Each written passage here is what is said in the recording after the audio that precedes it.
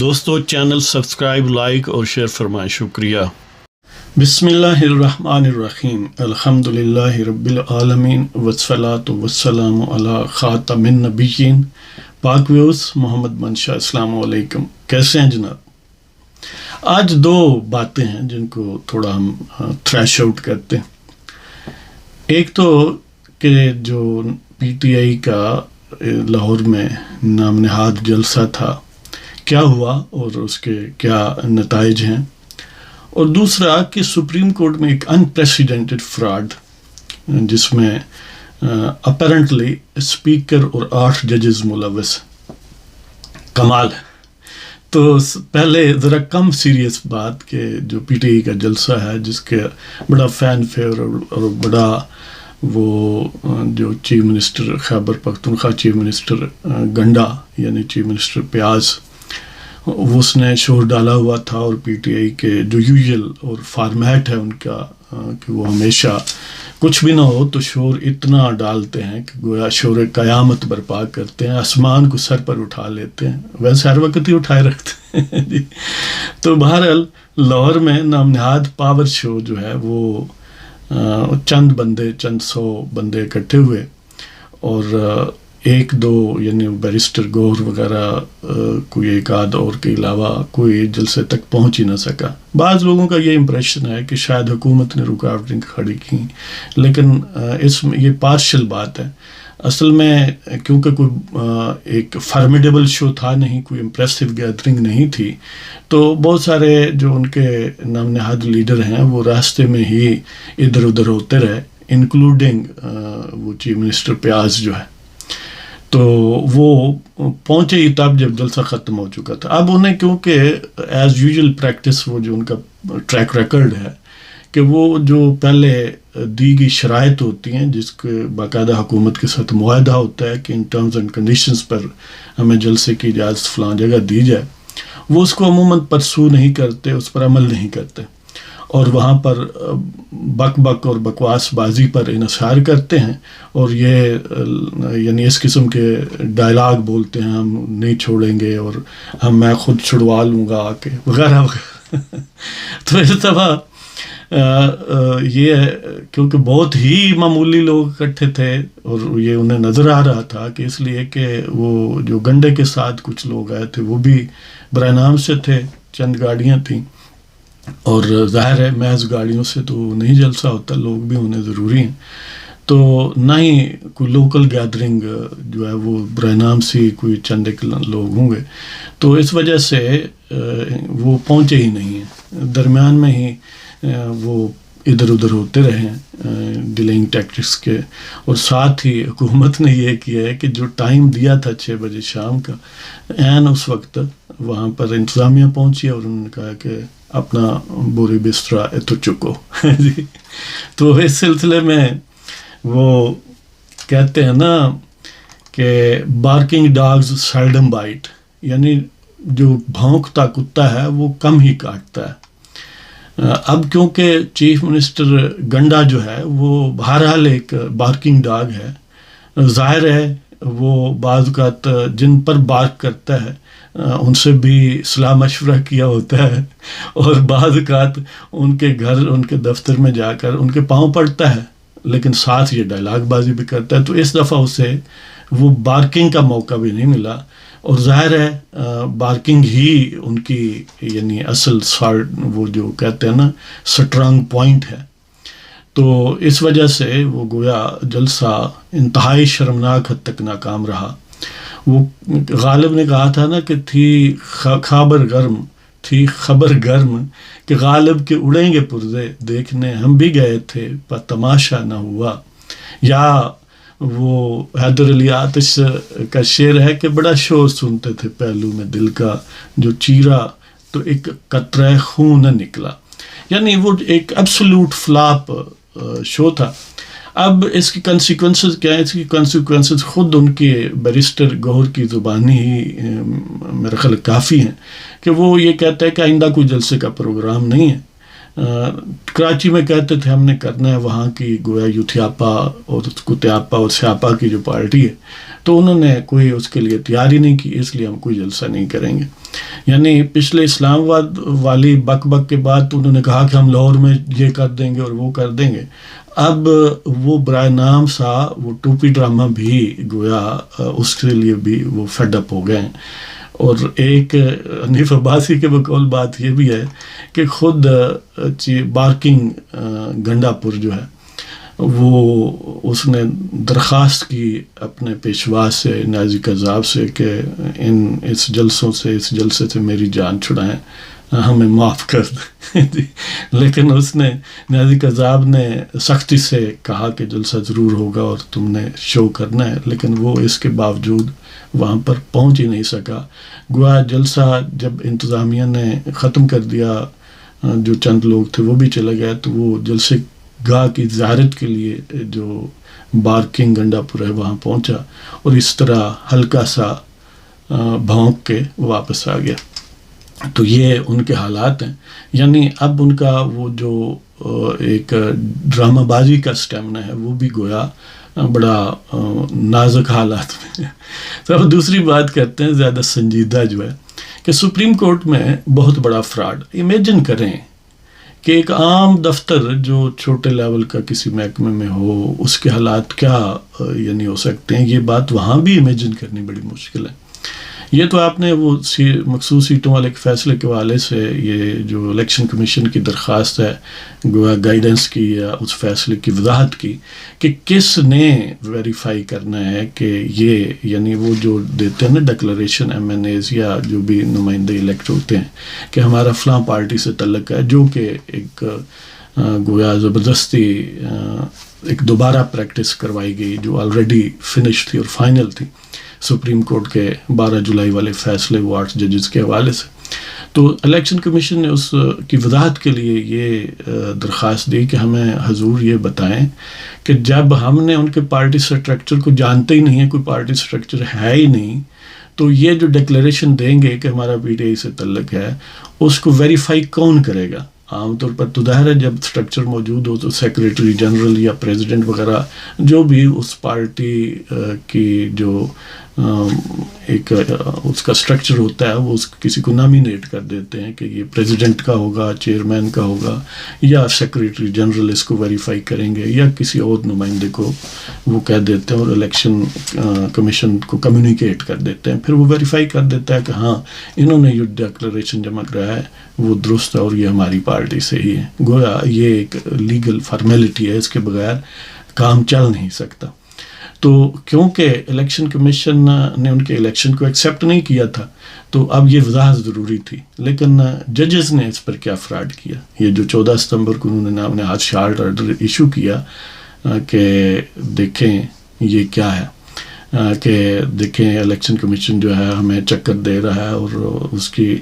جو continued failure ہے اور ریفیوزل ہے بائی دی کمیشن کہ وہ لیگلی بائنڈنگ اوبلیگیشن کو پرفارم نہیں کر رہے، تو ہم گویا ان کو یہ بتانا چاہتے ہیں کہ یہ اس کے کنسیکوینسز ہوں گے، یہ جو تم کام نہیں کر رہے جو ہم نے حکم دیا ہے. اب یہ جو شارٹ آرڈر ہے یا حکم نامہ ہے یا سپریم کورٹ کا سو کالڈ فیصلہ ہے، طریقہ تو یہ ہے کہ پہلے وہ 3 رکنی کمیٹی میں کوئی بینچ بنتا یا اسی بینچ کو یعنی 8 رکنی کو ہی کہتے اور باقاعدہ اس کی کاز لسٹ میں اس کا ذکر ہوتا اور پھر یہ ایک اوریجنل فائل جنریٹ ہوتی جس پر یہ حکم نامہ ہوتا اور پھر ایک پراپر پروسیجر سے اس کو اپلوڈ کیا جاتا. لیکن یہ پراسرار طریقے سے انہوں نے ایک کمرے میں بیٹھ کے 8 ججز سو کالڈ نے ایک فیصلہ کر دیا اور اس فیصلے میں مزے کی بات ہے نہ اٹارنی جنرل کو نوٹس گیا، نہ متعلقہ پارٹیوں کو نوٹس گیا، نہ کوئی پیش ہوا، ویسے ہی بیٹھ کر انہوں نے معاملہ جو ہے وہ طے کر دیا. اور اپیرنٹلی رجسٹرار کی ملی بھگت سے یا کوئی اور بھی جو بھی وہاں پر فنکشنری تھا انہوں نے سپریم کورٹ کی ویب سائٹ پر اس کو اپلوڈ کر دیا. اب چیف جسٹس قاضی فائزی صاحب نے اس کا نوٹس لیا ہے اور وہ انہوں نے رجسٹرار جو ہے وہ ظاہر ہے گویا ایڈمنسٹریٹو معاملات میں رجسٹرار گویا چیف جسٹس کے بعد سب سے بڑا کارندہ ہے، تو اس سے یہ سوالات کیے ہیں اور وہ 9 سوال ہیں. وہ بنیادی طور پر انڈائریکٹلی ان 8 ججز کے خلاف مس کنڈکٹ کی جو بنیاد بن سکتے ہیں اور وہ کیا ہے، بڑے ہی امپورٹنٹ ہیں، اور عین ممکن ہے کہ یہ جو 9 سوال ہیں یہ الٹیمیٹلی ان کے گلے کا، یعنی 8 یوتھیا ججوں کے گلے کا پھندا بن جائیں، اور یہ مس کنڈکٹ پر ان کو سپریم جوڈیشل کونسل کے ذریعے نکالا جا سکتا ہے، اور وہ دیکھتے ہیں کہ ہم سوال ہیں کیا۔ تو قاضی فائز عیسیٰ نے رجسٹرار کو گویا مخاطب کیا اور اس سے پوچھا ہے کہ نمبر 1 سوال کہ یہ جو متعلقہ درخواست ہے، مذکورہ درخواست، ظاہر انگلش میں لکھا ہے when were the said applications filed، کہ یہ مذکورہ درخواستوں کو کب داخل کیا گیا تھا سپریم کورٹ میں، ایک تو یہ بتائیں۔ Number 2، why were the said applications not fixed before the committee constituted under the Supreme Court Practice and Procedure Act 2023، کہ یہ جو مذکورہ درخواستیں ہیں ان کو جو متعلقہ کمیٹی ہے جس کو کہ 2023 کے پریکٹس اینڈ پروسیجر ایکٹ کے تحت لگایا جانا ہوتا ہے، اس کو کیوں وہاں پر فکس نہیں کیا گیا، کیوں نہیں لگایا گیا۔ نمبر 3 یہ ہے کہ how were the said applications fixed for hearing and how was this done without issuance of cause list disclosing their fixation۔ وہ کہتے ہیں کہ یہ جو مذکورہ درخواستیں ہیں ان کو مقرر سماعت کے لیے کیسے کیا گیا، اور پھر ان کو کیسے جو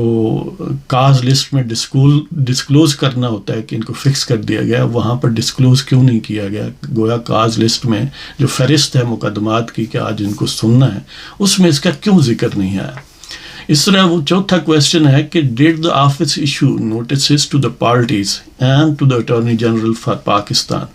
وہ کہتے ہیں کیا دفتر نے، جو اٹارنی جنرل آف پاکستان ہے اور جو متعلقہ اس میں فریقین ہیں یعنی الیکشن کمیشن ہے، اور ظاہر پی ٹی آئی نے بھی اس کے مقابلے پر درخواست دی ہوئی تھی کہ ان کو، اور ظاہر ہے یہ پھر وہ ایک طرح سے باقی بھی کوئی پارٹی سپریم سنی اتحاد کونسل وغیرہ بھی بن سکتے تھے ٹیکنیکلی، تو ان خاص طور پر یہ جو یعنی پی ٹی آئی ہے اور الیکشن کمیشن ہے،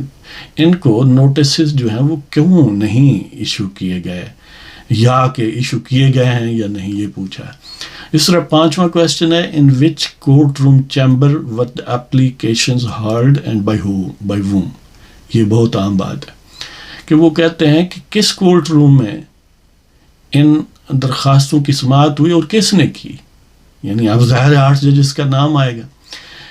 دین 6 نمبر یہ ہے کہ why was a cause list not issued for announcement of the said order۔ اب ظاہر ہے جب کوئی فیصلہ ہوتا ہے یا اس کو گویا محفوظ کیا جاتا ہے تو پھر اسے جب سنایا جاتا ہے وہ بھی کاس لسٹ میں یا فہرست مقدمات میں اس کا ذکر ہوتا ہے کہ آج فلاں کورٹ روم میں فلاں ججز کے سامنے یہ معاملہ لگے گا اور وہ فیصلہ دیں گے۔ وہ کہتے ہیں کہ کس کمرے کورٹ روم میں یعنی کمرہ عدالت میں اور کس نے اس کیس کو سنا، اس درخواست کو سنا۔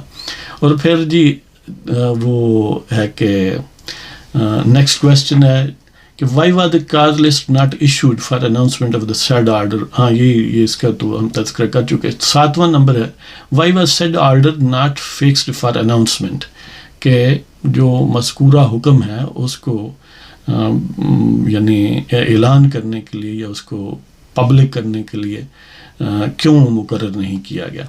پھر وہ کہتے ہیں کہ without first depositing the original file and the said order in the Supreme Court's office, how was the said order uploaded on the website۔ وہ کہتے ہیں کہ اصل فائل کو اور یہ جو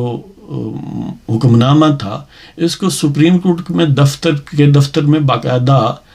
پہلے فائل کرنا یا جمع کرانا یا وہاں پر پیش کرنا، اس کے بغیر ہی کیسے جو فیصلہ ہے ویسے ہی سپریم کورٹ کی ویب سائٹ پر اپلوڈ کر دیا گیا، تو اس کا بھی جواب دیں۔ اور آخری سوال جو نمبر 9 ہے وہ ہے کہ اینڈ ہو